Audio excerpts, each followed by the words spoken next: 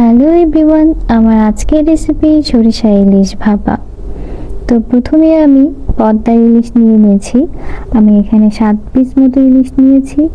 চলুন দেখা যাক আর কি কি উপকরণ লাগছে। এখানে আমি 4 টেবিল স্পুন সরিষা এবং কাঁচা লঙ্কা নিয়েছি। সাথে লাগছে সরিষার তেল, কালো জিরা 1 টেবিল চামচ, স্বাদমতো লবণ এবং হলুদ। প্রথমে আমি সরিষাটাকে ভালো করে ধুয়ে নেব। মনে রাখবেন সরিষাতে কিন্তু অনেক বেশি ময়লা থাকে।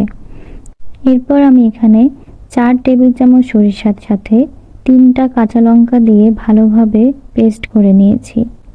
চাইলে আপনারা এটা শিলেও করতে পারেন, শিলে করলে খাবারটা বেশি টেস্টি হয়।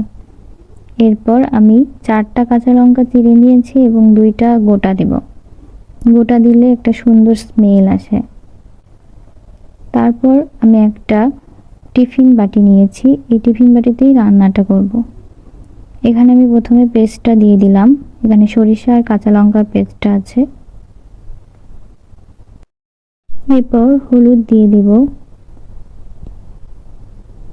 স্বাদ মতো লবণ দিব। এরপর মাছগুলো আস্তে আস্তে বাটির মধ্যে বসিয়ে দেব।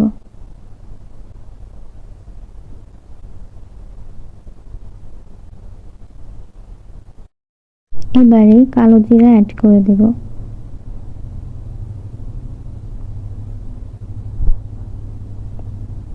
কাঁচা লঙ্কা দিব।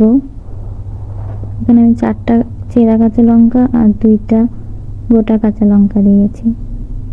এ পর্যায়ে সরিষার তেল দেব।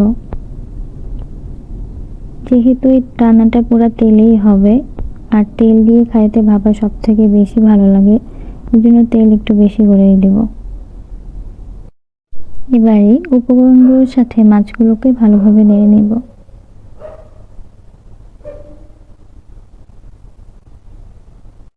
ভালোভাবে মেশানো শেষ হয়ে যাওয়ার পরে এখানে আমি জল অ্যাড করে দেব। এখানে আমি চায়ের কাপে 1 কাপ মতো জল দিয়ে দেব। এখানে বেশি জল দেওয়া যাবে না, কারণ ভাপাতে তেলটা দিয়েই ভাত খেতে হবে। জল বেশি হলে জিনিসটা ভালো লাগবে না। এই পর্যায়ে যেহেতু জল অ্যাড করেছি, সামান্য লবণ অ্যাড করে দেব, দিয়ে ভালোভাবে মিশিয়ে নেব। এই পর্যায়ে টিফিন বাটির কভারটা দিয়ে এটাকে ভালোভাবে ঢেকে দেব এবং চেক করে নিব যে এটা শক্তভাবে এঁটেছে কিনা। যেহেতু ভাপা করব সেহেতু আমি আগে থেকেই রাইস কুকারে জল গরম বসিয়ে রেখেছিলাম। দেখুন কেমন বুদবুদ উঠেছে। এখন টিফিন বাটিটা আমি আলতো করে রাইস কুকারের উপরে বসিয়ে দেব। টিফিন বাটিটা মাঝখানে বসাবো যাতে সব দিক থেকেই হিটটা এসে লাগে। এবারে টিফিন বাটিটার উপরে কাঁচের ঢাকনি দিয়ে ঢেকে দেব। এভাবে আমরা 30 মিনিটস রাখবো। তারপর ঢাকনাটা খুলে দেখব যে সব ঠিক আছে কিনা। তারপর রাইস কুকার থেকে নামিয়ে কিছুক্ষণ রাখবো ঠান্ডা করার জন্য। পুরোপুরি ঠান্ডা করা যাবে না। এখন ফাইনাল রেজাল্ট আপনারা দেখতেই পাচ্ছেন। সরিষা ইলিশ ভাপা রেডি। এগুলো আপনারা বাসায় বানাতে পারেন, আমি হোস্টেলে বানিয়েছি। অল্প উপকরণেই সরিষা ইলিশ ভাপা।